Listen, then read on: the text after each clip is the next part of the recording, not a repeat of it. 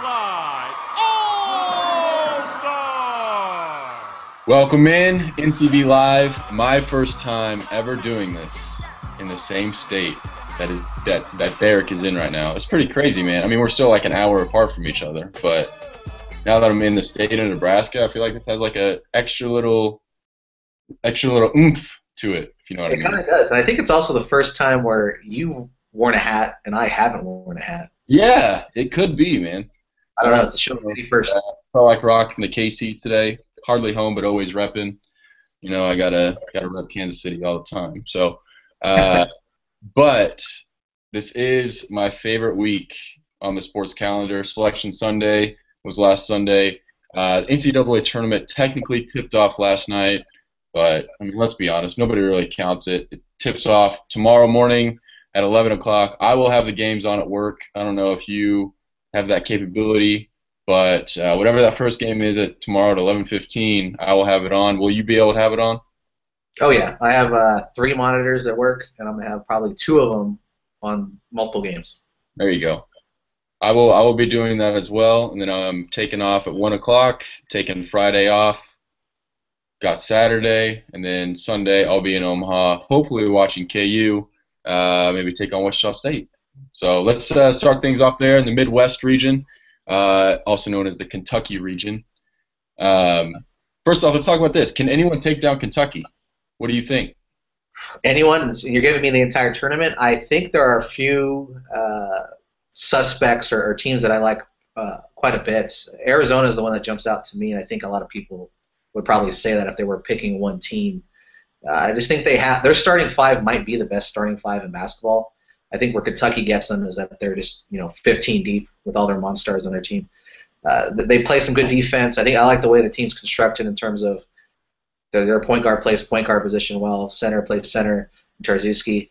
They're just really I like the way they're put together. Sean Miller's due. I think they're hungry this year.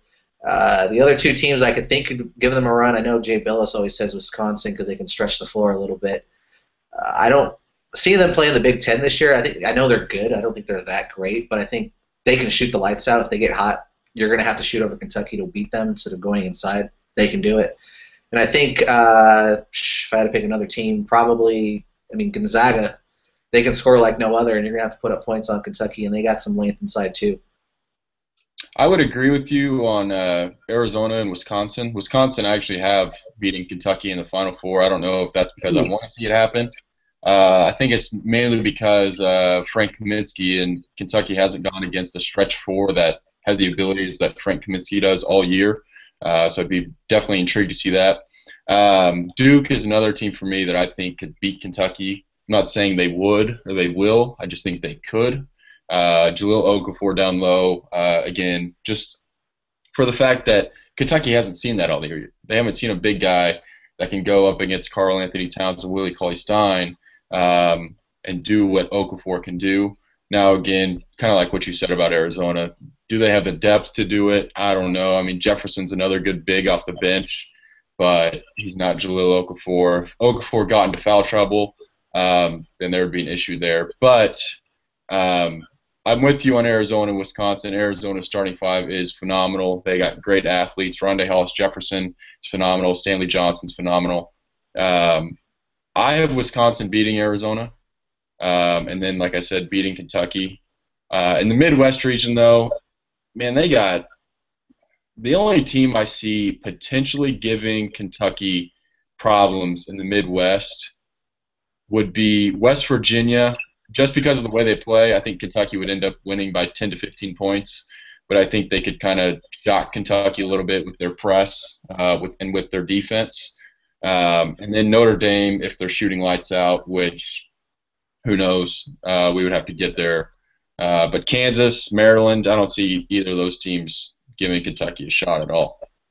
Yeah, West Virginia is interesting because, their style of play does cause some havoc. It'll be interesting to see if they even get out of the first round because Buffalo's no slouch. I know it's their first time in there. That Justin Moss kid is a beast down low. They gave Kentucky a run for their money in Lexington for 3/4 of that game. I think they played Wisconsin earlier in the year too, and they gave them a good game. But you mentioned Notre Dame. Their shooting, I think, of any of all the teams in the Midwest, they're the team best equipped to get hot and just shock Kentucky. I think they have the shooting. You're not going to be able to go inside against Kentucky, against Cauley Stein and Towns. So you're going to have to shoot lights out, and Notre Dame has been doing that recently. So I think if I had to pick one team in the Midwest, it'd probably be them. I'd agree with you, and I think, although I said I don't think Kansas would really have a shot, I really don't. I don't think anybody in the Midwest would have much of a shot. But let's say it ended up being Kentucky versus Notre Dame or Kentucky v. Kansas. The thing that would be good for Notre Dame and KU is, like, there's no pressure on them. Just go out and play. Everyone's expecting you to lose by double digits. If you go out and play, you got no pressure. If they're feeling really relaxed and make some shots, then maybe they'll get some momentum. From that point, you never know. I personally think that Kentucky, although Calipari won't admit it, they got to feel the pressure. I mean, they're 34-0, and if they lose a game in the next 6, then their season's, a disappointment for the most part. So I think the further it gets on into the tournament, the more they're going to feel the pressure. The more the other team they play won't feel the pressure. They might play loose, and you never know what could happen from there. I mean, we've seen stranger things happen before in the NCAA tournament. So, but regarding the Midwest, best draw for me was Kentucky. Like I said, I don't see a team really challenging them that much in that region. Worst draw for me, call me a homer, but I really do think it was Kansas. Their first-round game against New Mexico State. New Mexico State's a pretty good team. KenPom ranks them 88th. Which is better than, I want to say, 11 teams in the tournament.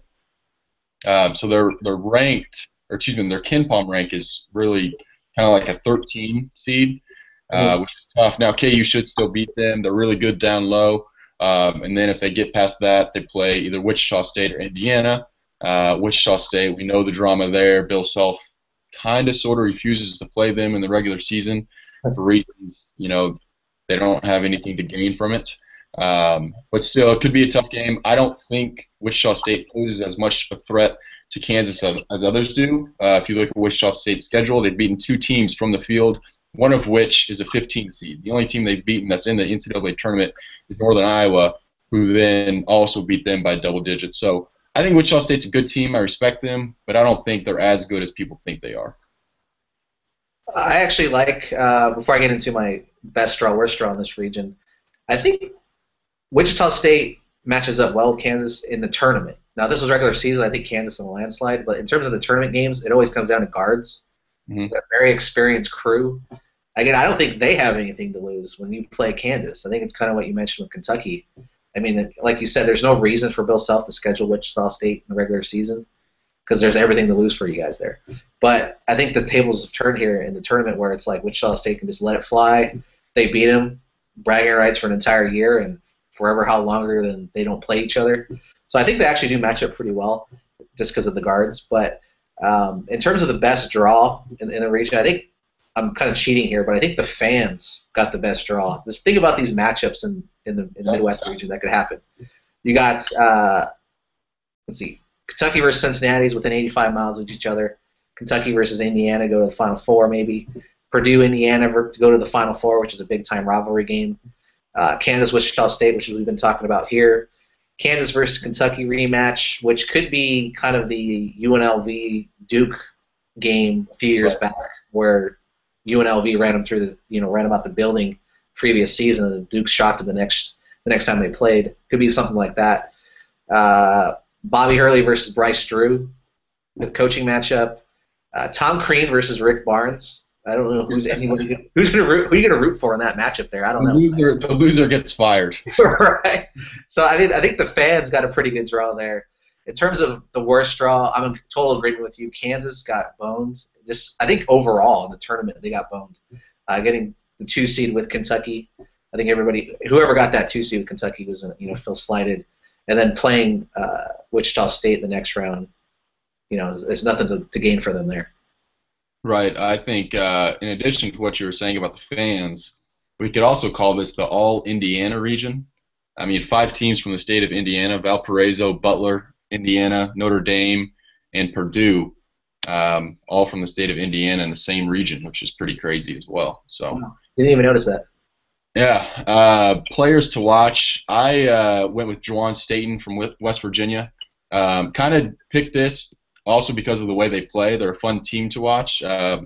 it's kind of stressful if your favorite team is playing against West Virginia. I know that because Kansas played them twice, and it's almost like you want to pull your hair out. But Juwan Staten, I would make the argument that he's one of the best point guards in the country. He's been hurt as of late, but I really think that on Huggins' squad, he's kind of what makes them go, especially on the defensive end with their press and with their high-tempo defense. They foul a lot. They just want to make the game as physical as possible. So players to watch, I'd say Juwan Staten on a fun team to watch that is West Virginia. A player for me is I'm a huge Melo Trimble fan over at Maryland, and I think if Maryland's going to make a run, they'll probably knock out Valpo.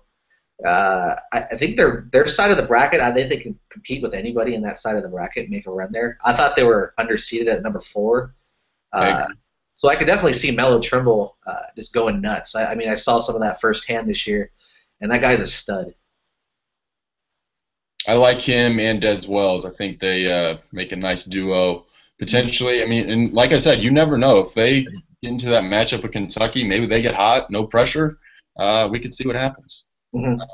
Let's move over to the East region. Villanova, which I think, and, I haven't watched them play much this year. I've watched them a little bit. I like Ryan Arcidiacono, but I don't know, are they really the second best team in the country? I mean, I know according to the record, you kind of got to put them that way, but they play in the Big East, which is, let's be honest, the Big East isn't nearly what it used to be. So Villanova, the number 1 seed, I think they're going to be the first 1 seed out. I just think they're the weakest number 1 seed. I like Duke, Wisconsin. I like Arizona better than them. I like Virginia better. What are your thoughts on Villanova being the 1 seed in the East region?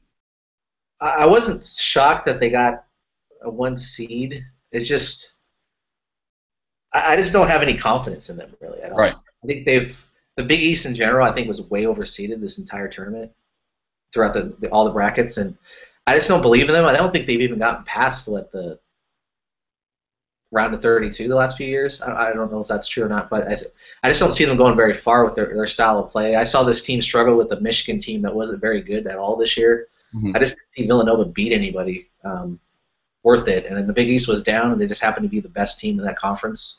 Where there's really nobody to challenge them. I mean, there's some great players in the Big East like Chris Dunn, but who was going to challenge them out there? And I treat Virginia as the 1 seed even without Justin Anderson.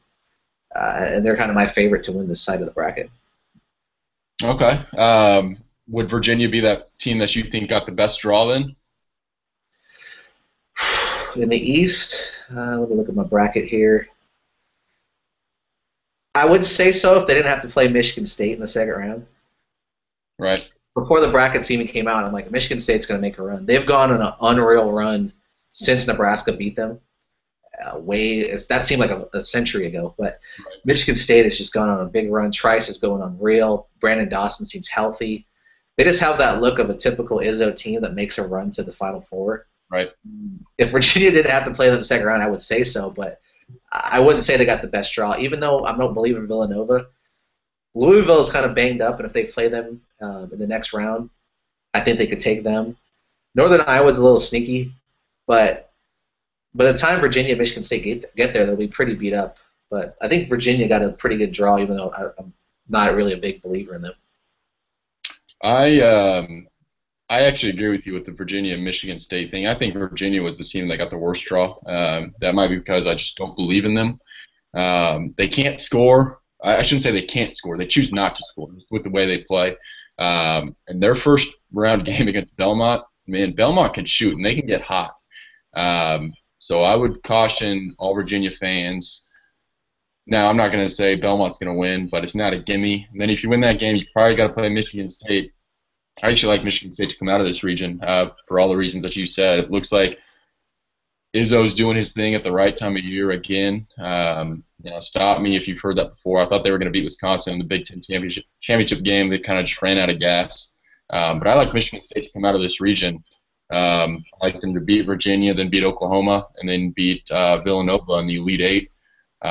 So worst draw, I would say Virginia. Best draw, I like Oklahoma's draw.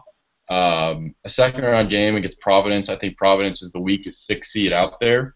And then if they win that, potentially play Virginia in the Sweet 16 or Michigan State. Which, I mean, I like Oklahoma. I think Oklahoma's a good team. Lon Kruger is a phenomenal coach. This is his 5th team he's taken to the NCAA tournament.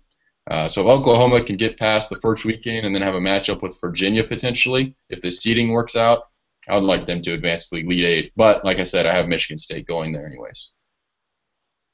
Definitely. I think we're in agreement here. Michigan State's on a roll, and I don't want to get too far in advance here, but I have them going to the Final Four. Oh, well, now I got to change my bracket if you have them. Right? Derek can't be right. Yeah. Player to watch for me, Mamadou Ndiaye. Do you know who that is? He plays for wait a minute. Playing against Louisville, isn't he? All right, nope.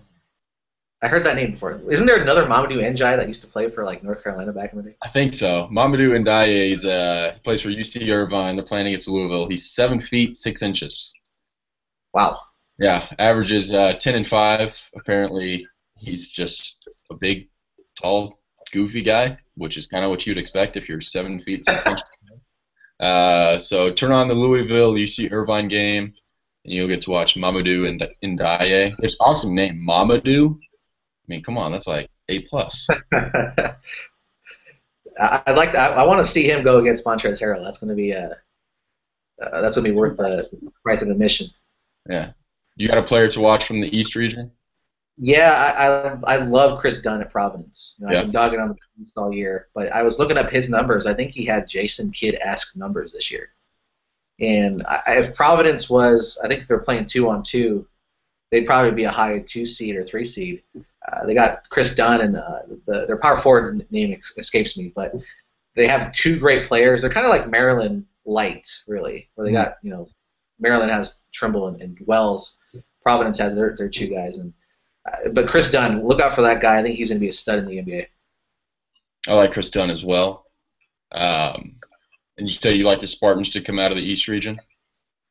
Yeah, if I had to pick one team, I'm kind of rooting for Virginia because everybody's writing them off without Justin Anderson. I want to see him pass his first weekend so they can get Anderson back. But I got to pick Michigan State, though, if I was a betting man.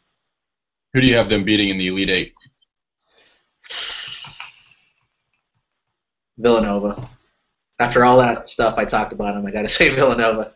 I hear you. I almost picked Northern Iowa over Villanova, but then I said I'll stick to my guns and go with the 1 seed. It seems like I always pick too many upsets when I make my bracket.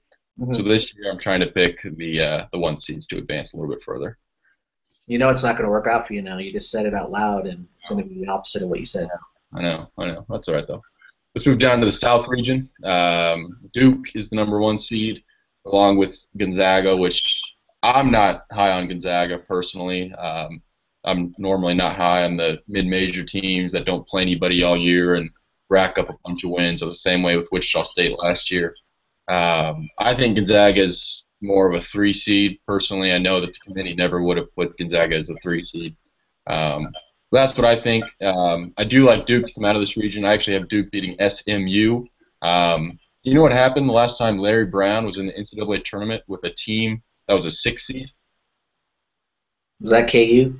That was Kansas in 1988. Wow. Danny Manning led them to the national championship as a 6 seed that year. So I like Larry Brown to make a little bit of a run with SMU. Iowa State I like, but, man, they've been down double digits 5 games in a row and came back to 1 each time.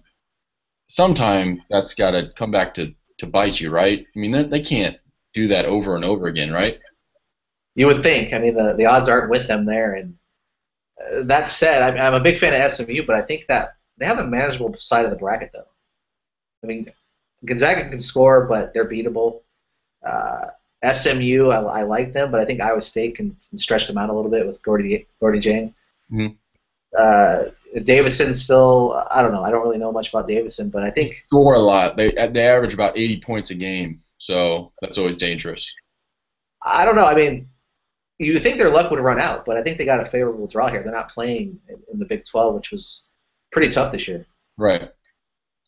I agree. The South region is kind of my region where I have everything just blowing up. I actually have Duke, Stephen F. Austin, SMU, and Davidson in the Sweet 16. Stephen F. Austin, my player to watch in this region is actually Thomas Walkup. He averages 16 and 6 for the Lumberjacks. I like Walkup simply because he's the highest scoring player on the ninth highest scoring team in the country. They also average 80 points per game. So he's just one of those players on the team that can end up scoring a lot of points, which is always dangerous come tournament time for upsets. So Stephen F. Austin, I like them to beat Utah and then advance on to the Sweet 16 as well. I just want to mention how Duke got I think they got the easiest draw in the entire tournament. And I think a lot of people just forgot that they lost to an NIT team at home by like 16. Yeah. Then they lost to Miami. They got beat pretty bad as well. I just think they've had some pretty terrible losses, and I think that gets overlooked because they've had some pretty good wins. Mm-hmm. But they have the easiest route in terms of all the number one seeds, I think. I would agree on both parts. I think Duke, is a team that you look at. They won at Wisconsin, and they won at Virginia, and they won at North Carolina. Then they also lost to North Carolina State and then to Miami at home by double digits. So it's kind of like, what Duke are you going to get in the tournament? I have Duke advancing to the national championship game. I like Jahlil Okafor and Tyus Jones a lot. Quinn Cook can hit the jumpers. And then Grayson Allen, ever since Rashid Suleiman was dismissed from the team, he's really stepped up and turned into a really good role player for the Blue Devils. So I have Duke coming out of the region. Like I said, I have them beating SMU in the Elite Eight. Who do you have coming out of this region? You said Duke as well? No, actually, I'm going to go with Gonzaga. Okay. You're not high on them.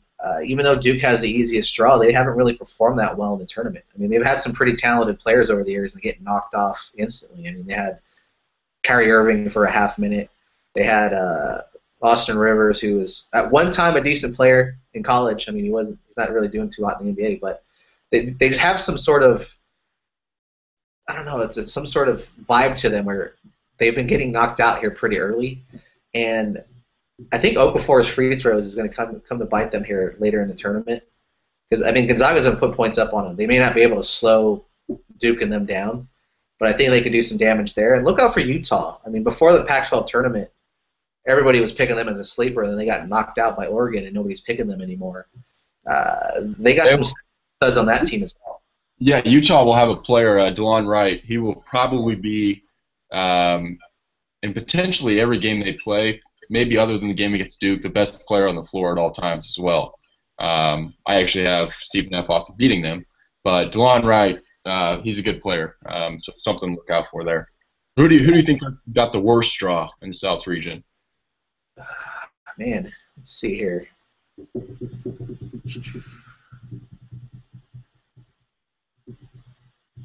I want to say, Utah. I mean, that 5-12 matchup, you never want to be in. You don't ever want to be the number 5 team. And Stephen F. Austin is an experienced team that knocked out for 5 last year in that crazy VCU game. Right. I'd probably say Utah, because right off the bat, they're going to have to bring it all they have there. They had some negative momentum towards the end of the year. And then I think Georgetown's going to knock off Eastern Washington, but Eastern Washington has this guy by the name of Tyler Harvey who just makes buckets nonstop. So after they get past Stone Cold Steve Austin and those guys, they got Tyler Harvey to deal with and a pesky Eastern Washington team, and then you're on Duke's side to begin with there. So I'd have to say Utah if I had to pick one team. Okay. I mean, it was tough for me to pick a team that had the worst draw. I think I'll go with Iowa State just due to the fact that they might have to play Larry Brown in the second/third round. But I'm with you on Georgetown. Eastern Washington, they can get buckets, and I wouldn't be surprised to see Georgetown lose in the first round again, a la Florida Gulf Coast and Ohio. But we'll see what happens. I think the South region is Duke's region to lose. I like Iowa State, but they can get cold sometimes. Like I said, Gonzaga I think is a bit overrated. So I would be pretty surprised if Duke didn't come out of this region, personally. I agree. I think my pick was more wishful thinking. I'm not a Duke fan at all. So. Right. I hear you. I'm not either. Do you hate Christian Laettner? Oh, yeah. We all do, right? Yeah. I wasn't alive when. Well, I was alive barely when he was around, but I don't know. He's a white guy that can play ball. I can't. I actually own. I should have wore it for this episode. Actually, I have a. There's a shirt of Christian Laettner on the Dream Team podium, the medal, and it's just it says Dream Team on it. Just hit. I should have wore it today. I don't know why I didn't. That's awesome. We should turn this NCB Live into just showing off our best T-shirts. I mean, so you got a D Brown T-shirt on. That's pretty nice. Oh, you can actually see that. Yeah, I do got one. We could do that. I think that's doesn't His and Hers on ESPN do something like that? We're copying them, but that's all right. It's all good. Yeah, no worries. I don't like that show anyway. So over to the West region, Wisconsin's the #1 seed, with Arizona as the 2. Which, if you look at just the 1 and 2 seeds, I think this is the strongest region. Falls off a little bit with Baylor as a 3. I think Baylor's good, but I don't think they're necessarily a 3 seed. This is a region where I'd be pretty surprised if Wisconsin and Arizona didn't match up in the Elite 8 as a rematch from last year. The seeds just flipped around a little bit. Who got the best draw in this region, in your opinion? I'd say Wisconsin and Arizona. I don't think there's any way they're not going to make it to the end. But, I mean, if I had to pick one of those two, I'd say Arizona has a little easier side to get by because Wisconsin had to play North Carolina there a little later on in the tournament. They're playing their best basketball of the year. But Arizona, I mean, VCU and Ohio State. Yeah, Ohio State has D'Angelo Russell, but not much else. I like Baylor with, what's their big guy's name? Rico Gathers. Yeah, Rico Gathers. But Arizona has like 3 of those guys on their team, so they'll negate his rebounding skills. I think they're going to have an easy path to get to Wisconsin, and even when they play Wisconsin, they got revenge on their mind. I just think Arizona got the ticket all the way to the Final Four against Kentucky. Yeah, I mean, it wouldn't shock me if Arizona ended up in the Final Four. I just like Wisconsin a little bit better. I think Arizona's lack of scoring at times and lack of bench has to do with that. Best draw for me, I would say none. I mean, again, I think Wisconsin and Arizona will end up in the Elite 8, but Wisconsin will either have to play, most likely, either North Carolina or Arkansas in the Sweet 16. Both of those teams can challenge them, I think, with the way they play. Arkansas, Mike Anderson's 40 minutes of hell, and then Roy Williams likes to run. So that could cause some issues. Arizona, Baylor. I like Rico Gathers down low. Kenny Cherry's good as well. But, I mean, we'll see. I think Ohio State in the second round, just simply because of D'Angelo Russell, is a team that Arizona should look out for.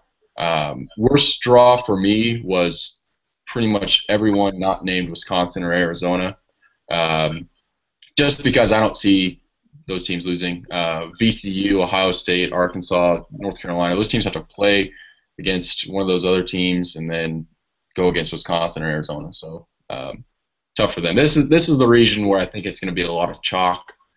With Wisconsin and Arizona ended up playing in the Elite 8 with Wisconsin winning. Oh, yeah, and I think everybody's kind of hoping for that too. I mean, that would be an epic game, and I hope that happens. In terms of players I want to watch or player, I think you like this guy too, but I've been a big fan of Marcus Page, and he's kind of up and down year, not what everybody expected of him. And I think he's going to go on a little roll here and put on a little showcase here in this tournament. I could see that. I am a fan of Marcus Page. This is the region where I couldn't pick one player I want to watch. I mean, almost every team. I mean, Oklahoma State has Phil Forte who can light it up, get crazy hot at any minute. Arkansas, Michael Qualls, possibly the best dunker in the country. North Carolina, Marcus Page. I'm a huge fan of his.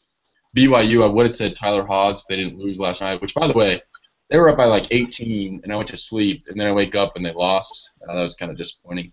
Baylor has Rico Gathers, who is an absolute man down low.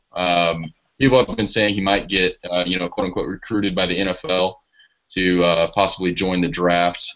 Georgia State has Kevin Ware, who you might recall broke his leg as a member of the Louisville Cardinals 2 years ago. Yeah, sorry, I had to bring that up. Ohio State, D'Angelo Russell. Arizona has a number of guys. Rondae Hollis-Jefferson, who was my pick for preseason player of the year, which didn't end up working out. But this region really features a lot of guys. I didn't even mention Joseph Young from Oregon. a lot of guys that can potentially become that star that turns into a household name at the end of the tournament. Now, again, I think Wisconsin's going to end up winning, but it wouldn't shock me if any of those players I just named got really hot and led their team to a big run and ended up at the Final Four. You know what I just noticed?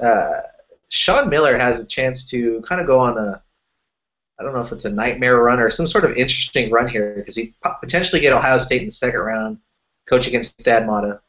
Those guys have been boys for about 20 years. Mm-hmm. Then he could potentially play Xavier in the Sweet 16, the team he used to coach. Right. And then Wisconsin in the Elite Eight, a team that knocked him out last year. And then he'd get Kentucky. So that'd be kind of a weird run That for would him. be. Emotionally, I guess. And I want to mention this because you kind of bring it up. Everyone talks about how the committee has their little secret ways to get these matchups, to get the storyline matchups. Do you know what I mean? Kind of what we just talked about. Mm-hmm. They're everywhere. The committee cannot avoid them. Everyone talks about how, the committee made KU and Wichita State play each other. Well, okay, tell me this. There's only 2 7 seeds that fit in that spot because Indiana's from the Big Ten. You can't put Michigan State or who's the other 7? Iowa there. You can't put teams from the same region. So the 2 7 seeds that fit there were Wichita State or VCU, who beat KU in 2011 to go to the Final Four. So pick your storyline. These storylines are everywhere. People need to stop with the selection committee and the conspiracy theories. They're going to happen. Just go on with it and have fun with it. The Manhattan coach almost went against his old team if they would have won. So they're going to happen. The storylines are everywhere. That's basically what I want to get on. It just bothers me when people think that the selection committee is some group of conspiracy theorists and just want these big storylines to come through in the NCAA tournament. I mean, the tournament's going to sell itself. It doesn't matter what the matchups are. People are going to watch it anyway, so I don't think they need to do that. But I think a lot of the times the reason this happens is because when you split it up by regions, a lot of the coaches hang around the same region in their coaching career. So they end up playing former teams.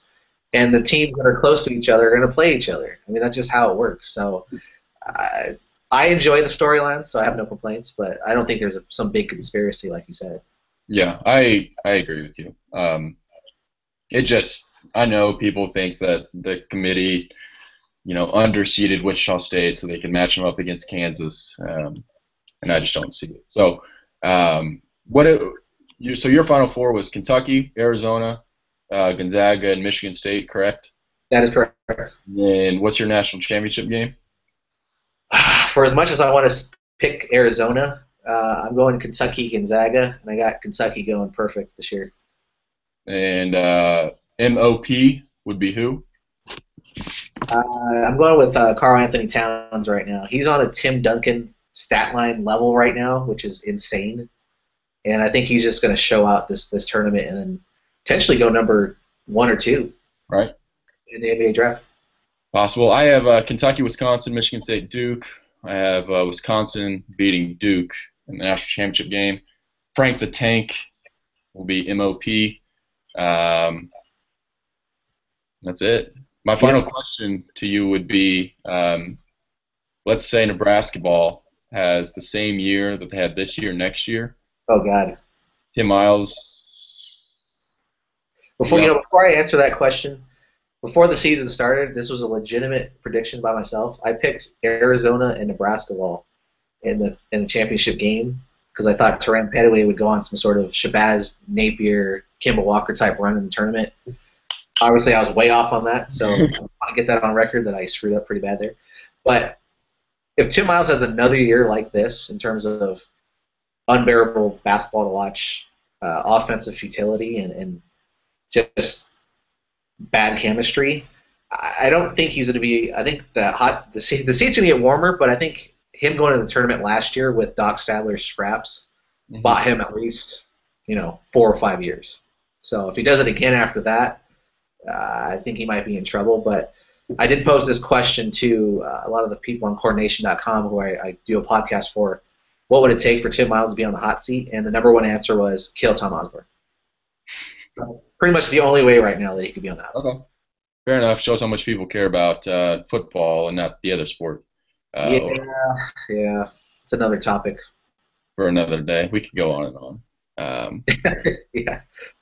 All right, well, this was NCB Live. We'll do one again before the Final Four, see how many of these predictions and players to watch and all that came true. We'll see if Kentucky is still undefeated in 2 weeks. They would be 38-0 by then. So since Nebraska's not in the tournament, Derek, who are you rooting for? Oh, man. Believe it or not, I don't even feel I really want to. Bandwagon's wide open, man. Rock, chalk, Jayhawk. I'm never picking Kansas. I'm not a Jaysker. But before the tournament started, when I knew Nebraska wasn't going to make it in, I said Virginia because they're kind of our spirit animal, but better. Like, they can't score with crap, and they play that pack line defense, but just better than us. I don't know if I really want to watch any more of that basketball right now, so I'm probably going to go for Arizona. Before I went to University of Nebraska, that was going to be the school I went to, and I was actually an Arizona basketball fan before I was a Nebraska ball fan, so I'm going to go for Arizona right now. All right, right on. Go Wildcats. Well, for Derek Hernandez, my name's Tate Bobach. This was NCB Live. Deuces.